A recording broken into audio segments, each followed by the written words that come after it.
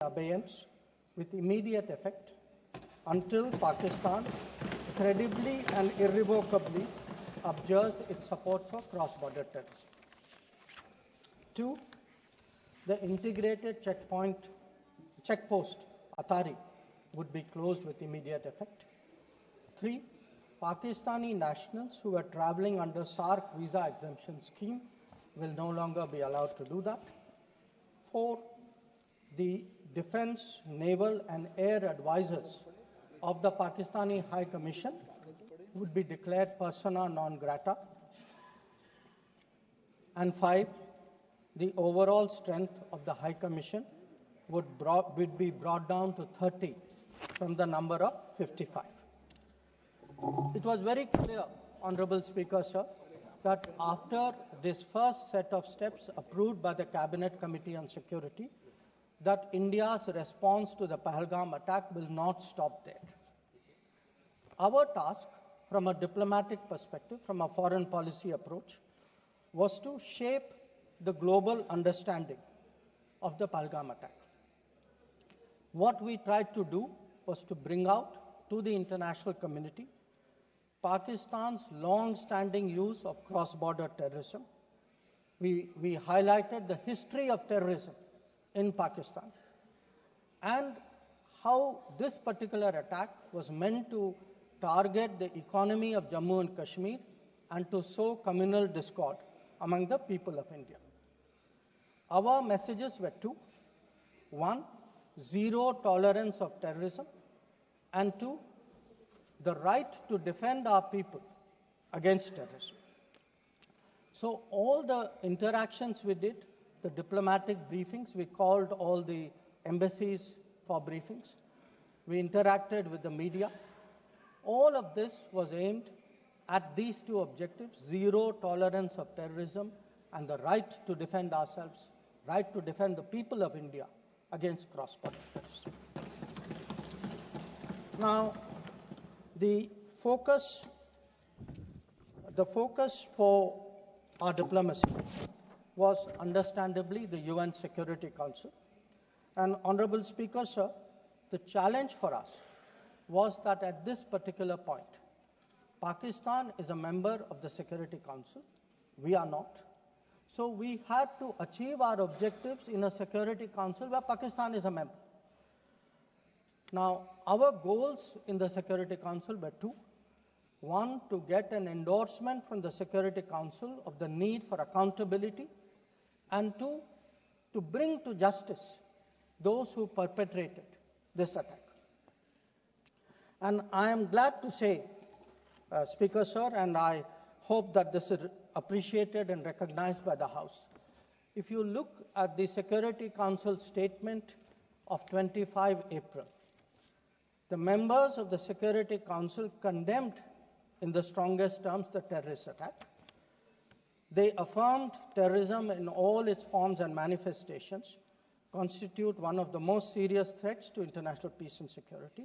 And most important, the Council underlined the need to hold the perpetrators, organizers, financiers, and sponsors of this reprehensible act of terrorism accountable and bring them to justice.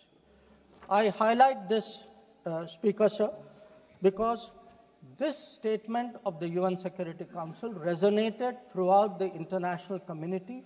So when many honorable members asked today, where was the world on Pahalgam? I think the answer is there. The answer is there in a Security Council statement which says hold them accountable, bring them to justice, and that is exactly what we did through Operation Sindoor.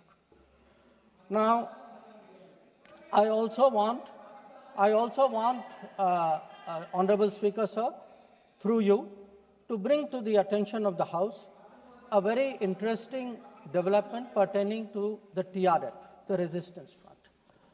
When the Security Council was debating this on the 25th of April, and TRF had twice claimed responsibility for the Pahalgam attack, Pakistan defended the TRF.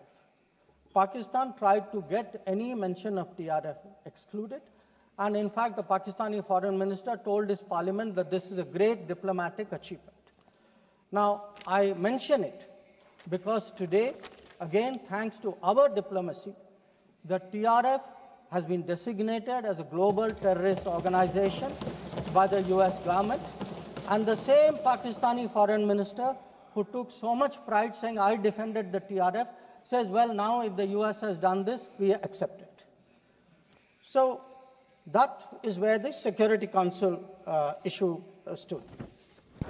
If I could then, sir, move on to the diplomacy from 25th of April till the commencement of Operation Sindoor. During this period, there were obviously a number of phone calls, a number of conversations. At my level, there were 27 calls. At Prime Minister, I think almost 20 calls. About 35, 40 letters of support came in. And what we tried to do was to create a narrative, prepare the diplomacy for the launch of Operation Sindoor. And the result of that diplomacy, Honorable Speaker, sir, there are 193 nations of the members of the United Nations. 193. Only 3, apart from Pakistan, opposed Operation Sindoor. Only 3. If you look through this period, and I would be very happy to share with the House the exact positions of various governments, overwhelmingly, there was recognition that terrorism is unacceptable, that a country which has been attacked has a right to defend itself, and that India was doing exactly that. Now, when Operation Sindoor was launched, we spelled out our objectives. There was a statement, Honorable Raksha Mantri ji referred to it in his statement, where we put out for the benefit of our own people, for the international community, that Operation Sindoor was hitting the terrorist infrastructure in Pakistan and Pakistan-occupied Jammu and Kashmir, from where terrorist attacks had been planned and launched. We highlighted that 9 sites had been targeted, and we said that our actions are focused, measured, and non-escalatory in nature. And we were living up to the commitment that those responsible for this attack will be held accountable. This was a commitment which was endorsed by the UN Security Council, thanks to our diplomacy. It was a commitment made by the Prime Minister to the people of India that we would hit those symbols, those sites, those planning places. So today, when I hear many questions from across the aisle, I want to say, which one of you imagined that Bhavalpur and Muridke would be brought down the way it was? Which one of you thought? When did you even think of it during your tenure? Did it even cross your mind? In fact, on the contrary, you ruled it out after 26/11. So I think our objectives are very clear. We wanted to send a message to the terrorists. We wanted to send a message to Pakistan that do not continue this support for terrorism. And I think on the morning of 7th of May, that message went home loud and clear. Now, sir, during this period, there was, when the operations were on, when the conflict, when the activities were on, operation is still continuing. A number of countries, number of their leaders, ministers, others called up. And they called up because people wanted to know what is happening. People wanted to know what is the thinking of India. People wanted to understand what we are doing. And I would like to share with the House, sir, through you, to everybody, we gave a common message. The common message was India is exercising its right to defend itself against terrorism. Number 2, the targets which were hit on the 7th of May are known terrorist headquarters and infrastructure. Number 3, there will be no mediation. Anything between us and Pakistan is bilateral. Number 4, we will never bow down to nuclear blackmail. Number 5, we are responding to Pakistani military attacks because after Operation Sindoor was launched, they had started targeting our military facilities. And we will continue to hit the Pakistani military. If the fighting is to stop, Pakistan must request it. And that request must come through the designated channel of DGMOs. This was a common message that we had given to many people who had called us during that period. Our position was very, very clear in how we were approaching the progress of Operation Sindoor. Now, sir, many members asked, some out of genuine curiosity, some perhaps less, what was the international support? How much international understanding was there of India's position? I would like to share with you a sample. So let me start with countries who are known to be partners of India. Quad. Quad gave a statement which says, the Quad unequivocally condemns all acts of terrorism and violent extremism in all its forms and manifestations, including cross-border terrorism. We condemn in strongest terms the terrorist attacks in Pahalgam on 22 April and call for perpetrators, organizers, and financiers of this reprehensible act to be brought to justice without any delay. Now, sir, this is the Quad. Now, let us look at a different grouping, BRICS. Now, BRICS has China as a member, Russia as a member, it has Iran as a member, Brazil, South Africa, Egypt. BRICS also condemned the April 22 attack. It reaffirmed its commitment to combating terrorism, again including cross-border terrorism.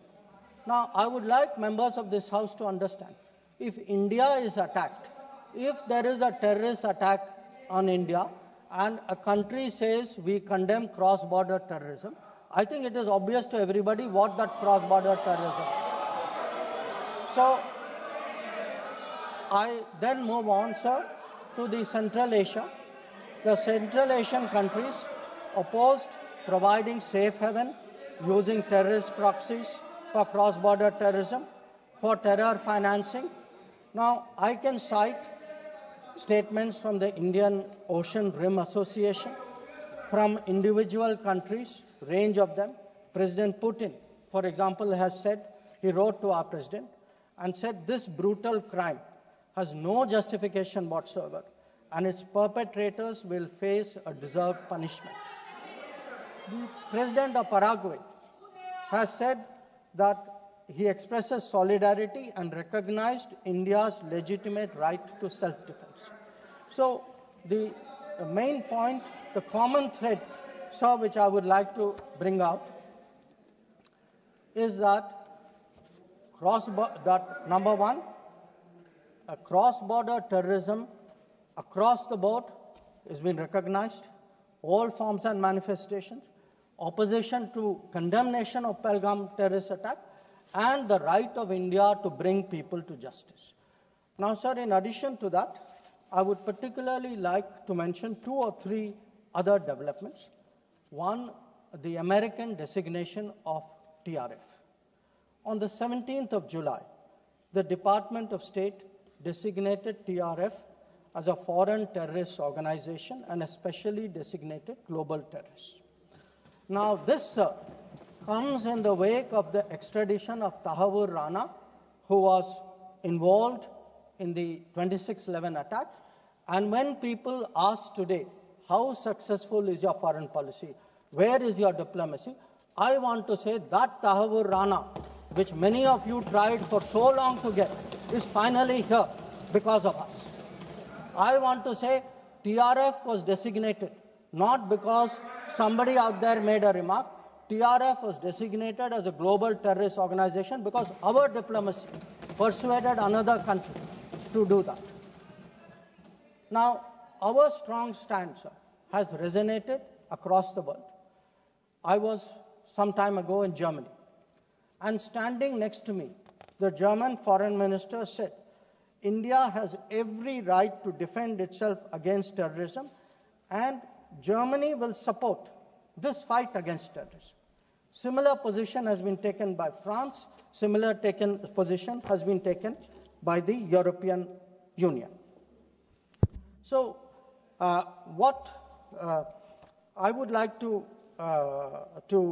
highlight, sir, is that today, where Operation Sindoor is concerned, there has been, the world sees what it is about. The world realizes this is a fight against terrorism. It is felt that India has acted responsibly but firmly. Now, I would like, sir, to address one particular aspect because some members have brought it up. And this is regarding the US activity during this period. Sir, I'd like to inform the House that on the 9th of May, Vice President J.D. Vance called the Prime Minister, warning of a massive Pakistani attack in the next few hours. Prime Minister, in his response, made it very clear that if such an attack happens, it would meet with an appropriate response from our side. Now, sir, that attack took place and was foiled by our armed forces, and I think the House should collectively appreciate the performance of the armed forces in foiling what was a massive attack on the 9th and 10th of May. Now, our response, which the Prime Minister promised, was delivered, and it was delivered with devastating effect. I don't have to say anything. Every member has seen satellite pictures of Pakistani airfields. You can see from the state of those airfields, which shown by the pictures, what was our answer. Now, on the 10th of May, we received phone calls sharing the impression of other countries that Pakistan was ready to cease the fighting. Our position was, if Pakistan was ready, we needed to get this as a request from the Pakistani side through the DGMO channel. That is exactly how that request came. Now, I want to make two things very clear, sir. One, at no stage in any conversation with the United States was there any linkage with trade and what was going on. Secondly, there was, please listen. Secondly, there was no call between the Prime Minister and President Trump from the 22nd of April, when President Trump called up to convey his sympathy, and the 17th of June, when he called up Prime Minister in Canada to explain why he could not meet. So I would again, मैं इसको दोहराता हूँ, 22 अप्रैल से 17 जून तक। माननीय अध्यक्ष जी, मेरी एक बात की आपत्ति है, भारत देश का शपथ लिया हुआ विदेश मंत्री यहाँ स्टेटमेंट कर रहा है, उस पर भरोसा नहीं है, उनको किसी और देश पर भरोसा है। मैं समझ सकता हूं उनकी पार्टी में विदेश का महत्व क्या है, मगर इसका मतलब ये तो नहीं है पार्टी की सारी चीजें यहां सदन में आकर थोपे। भारत के विदेश मंत्री पर भरोसा नहीं करोगे? ओथ लिया हुआ व्यक्ति यहां पर बोल रहा है, ही इज रिस्पॉन्सिबल। माननीय अध्यक्ष जी, इसीलिए ये वहां बैठे हैं और 20 साल तक वहीं बैठने वाले हैं।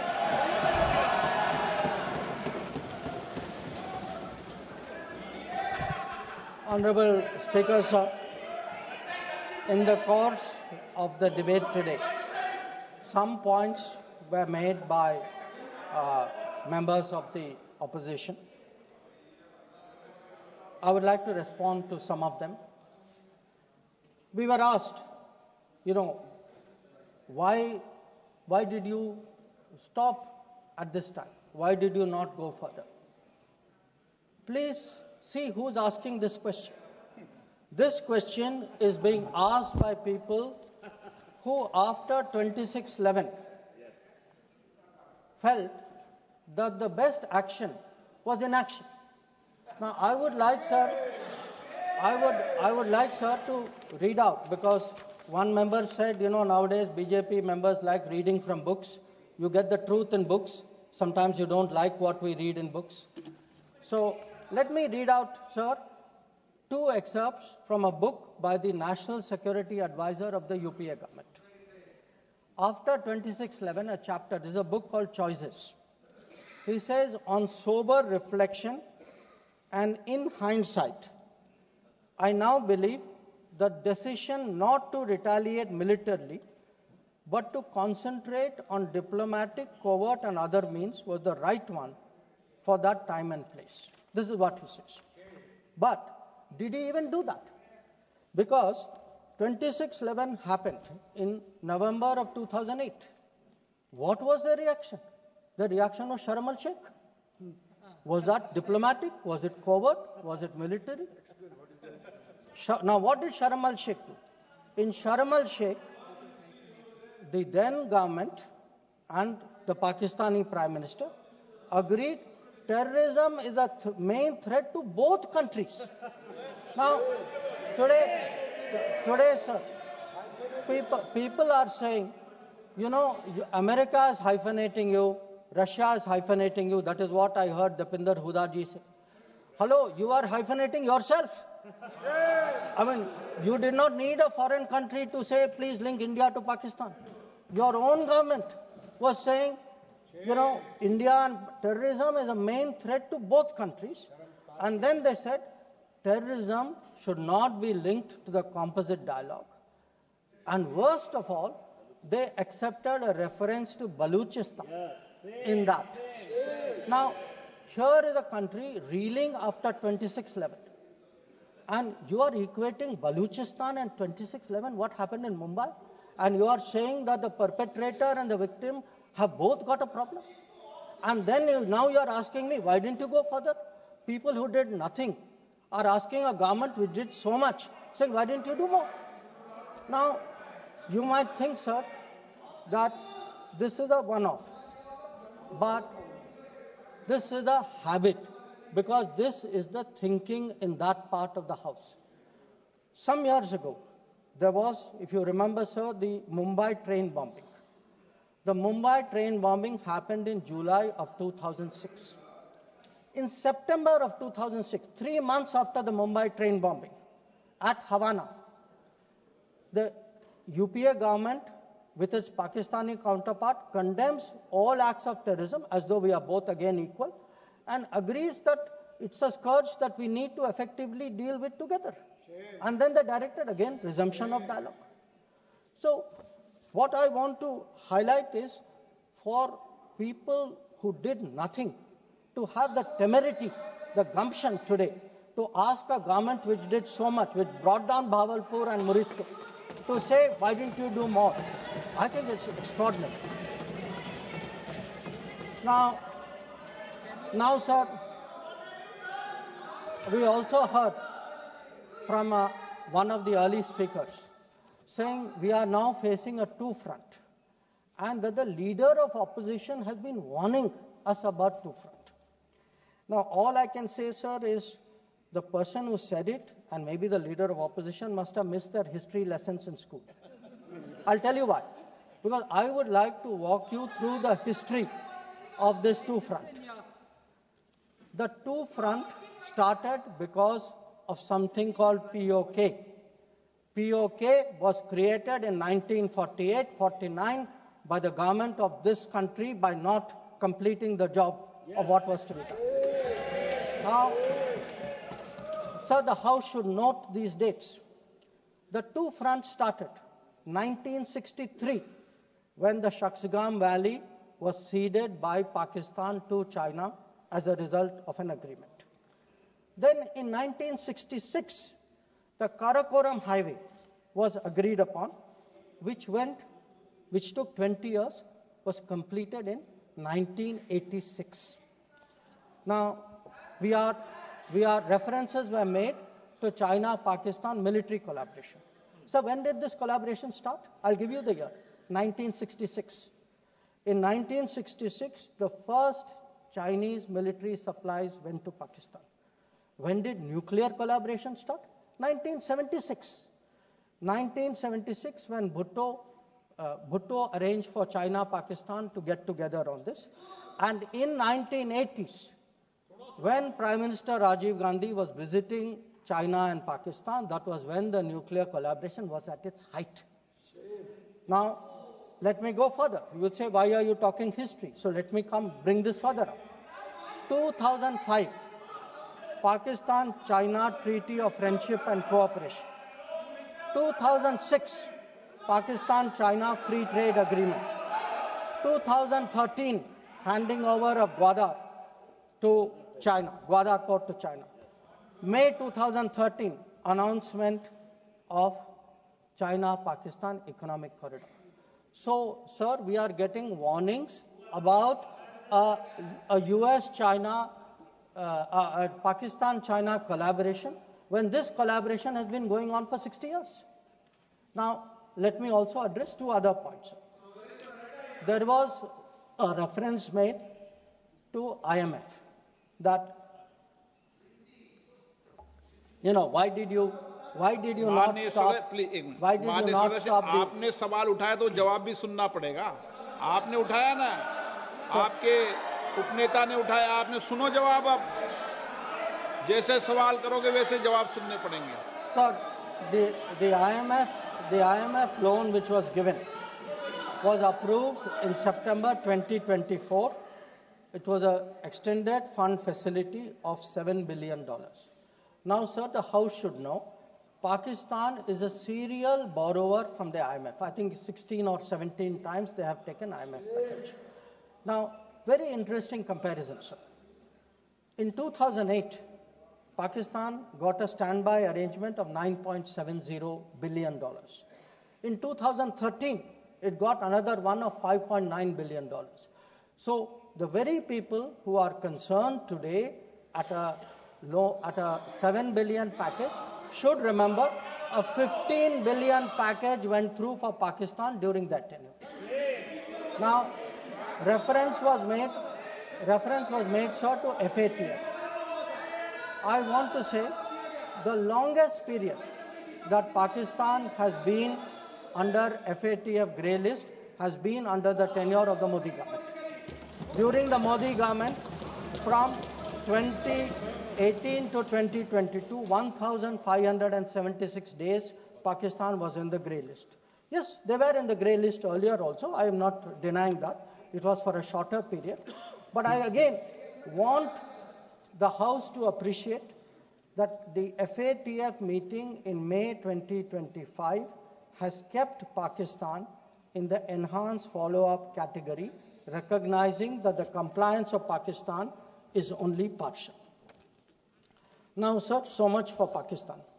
Some members also raised issues pertaining to China. So I would like to spend a few minutes on that. So I would first like the House to appreciate, because today we are getting these lectures saying China is a great danger, China, Pakistan are together, we are warning you. So what does the Congress party really think about China?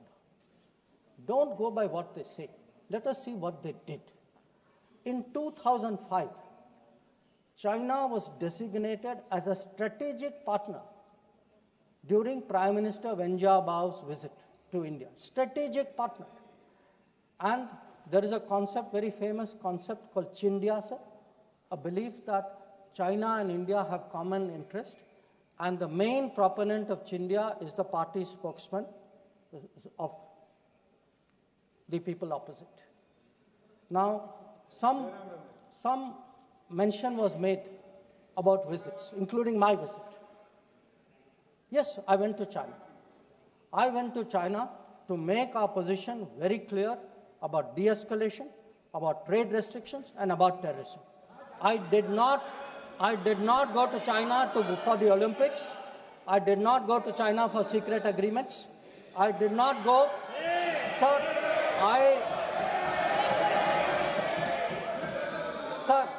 Sir, the House should know. House should know that people were watching Olympics when China was issuing stapled visas for people from Arunachal Pradesh and Jammu and Kashmir. This is the reality of China. Now, let me really tell you, sir, how is the relationship with China. Some years ago,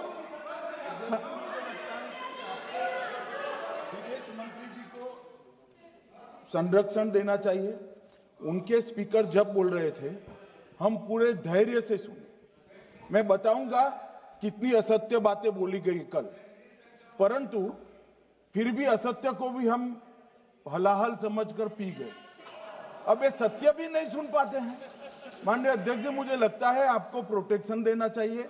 बैठे बैठे टोका टोकी करना सबको आता है, ऐसा नहीं हमें नहीं आता, मगर इतने गंभीर विषय पर चर्चा जब हो रही है तो सरकार के प्रमुख विभाग के मंत्री को बोलते हुए बैठे बैठे टोकना ये विपक्ष को शोभा देता है क्या?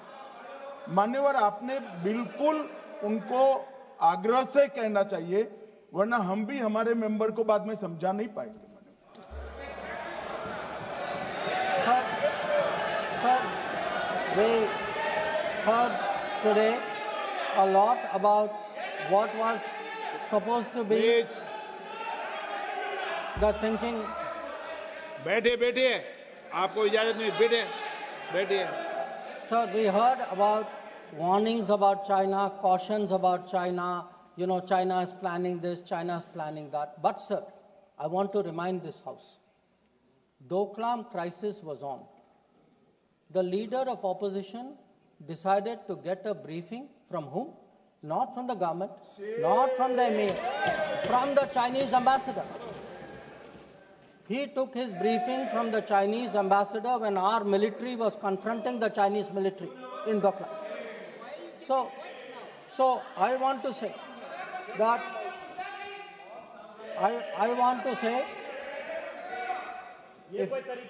and this is the political thinking. Let me, sir, give you the economic thinking. In 2006, the UPA government. Please बैठे टिप्पणी मत कीजिए, आप बहुत कर रहे हो, नहीं, गलत है, बैठे टिप्पणी मत कीजिए। Sir, in 2006, because I want to illustrate my points with facts. I spoke about political facts, I spoke about border facts. Let me give you an economic fact. What is the economic thinking of the Congress party about China? In 2006, the Congress party agreed to do a regional trading arrangement with China. It was finalized during the visit of President Hu Jintao. A task force was appointed. The task force gave a positive recommendation. Through the efforts of various people, this did not happen. Let me give you the technology side. The very people today who are cautioning us on China are the people who allowed 3G and 4G to come from China. It is this government which made sure there was a made in India 5G. And finally, sir, we keep speaking about the border.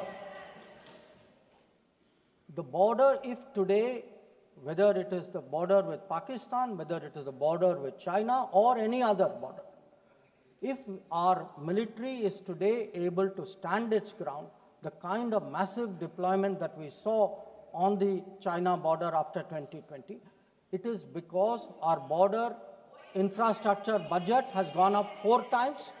Our tunneling, our road building, our bridging has doubled or tripled.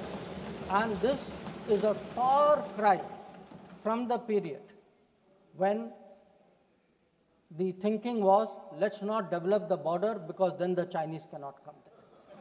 We had 60 years of neglect of the border. Today, in the last 10 years, that neglect has been reversed. There is still a lot of work to be done. So I think people need to understand. And it's not just in India, sir. We have just come back from Maldives.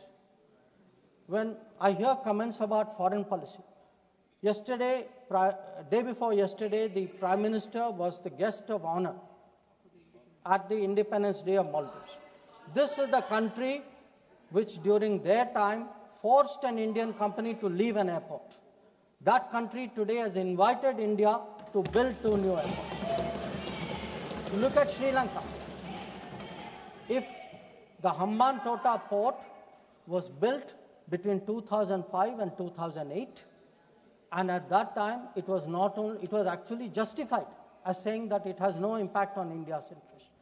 So I want, sir, the House to appreciate that the people who are today claiming to be custodians of national security thinking, who say that they are giving warnings, let us look at the record, let us see what they did when they were in office. But now allow me to come back to Operation Sindoor. So I want, sir, to conclude by saying this. The challenge of cross-border terrorism continues, but Operation Sindoor marks a new phase. There is now a new normal. The new normal has 5 points. 1, terrorists will not be treated as proxies. 2, cross-border terrorism will get an appropriate response. 3, terror and talks are not possible together. There will only be talks on terror. 4, not yielding to nuclear blackmail. And finally, terror and good neighborliness cannot coexist. Blood and water cannot flow together. This is our position. So let me conclude, sir, by recognizing the role which this body and the upper house has played during this period in explaining our national position and our national interest on Operation Sindoor. We had, sir, 7 parliamentary delegations which went to 33 countries. Some comments were made about those delegations. I have to tell the honorable member, Arvind Savantji, I'm sorry, you are completely misinformed. Those delegations were received with great honor. In many cases, the foreign minister of the country met them. Please look at the tweets of people sitting next to you. That itself will tell you. And इनके बगल वालों से पूछ ले जानकारी. Sir, these 7 delegations, the delegation led by Jaishankar Prasad ji, by Shashi Tharoor ji, by Baijan Panda ji, by Sanjay Kumar Jha ji, by Kannimori ji, by Supriya Sule ji, and by Shrikant Eknath Shinde ji. Sir, these 7 delegations did the nation proud.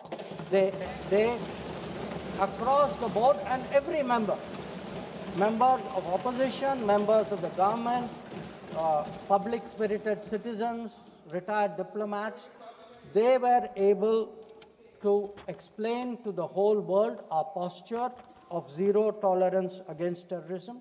So I would like, sir, to end my remarks with the hope that on an issue as important as this struggle against terrorism, we can only succeed in ensuring zero tolerance against terrorism if we have a united voice in this country against terrorism.